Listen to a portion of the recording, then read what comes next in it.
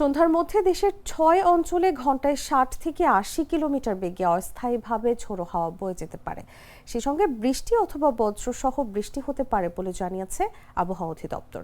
রোববার সকাল ৯টা থেকে সন্ধ্যা ৬টা পর্যন্ত দেশের অভ্যন্তরীণ নদীবন্দরগুলোর জন্য দেয়া আবহাওয়ার পূর্বাভাসে এ তথ্য বলা হয়েছে। আবহাওয়া অধিদপ্তর জানিয়েছে, রংপুর, বগুড়া, পাবনা, টাঙ্গাইল, ময়মনসিংহ এবং সিলেট অঞ্চলের ওপর দিয়ে পশ্চিম বা উত্তর পশ্চিম দিক থেকে ঘন্টায় ৬০ থেকে ৮০ কিলোমিটার বেগে অস্থায়ীভাবে ঝোড়ো হাওয়া বয়ে যেতে পারে। সেই সঙ্গে বৃষ্টি অথবা বজ্রসহ বৃষ্টি হতে পারে। এসব এলাকার নৌবন্দরগুলোকে ২ নম্বর নৌ হুঁশিয়ারি সংকেত দেখাতে বলা হয়েছে।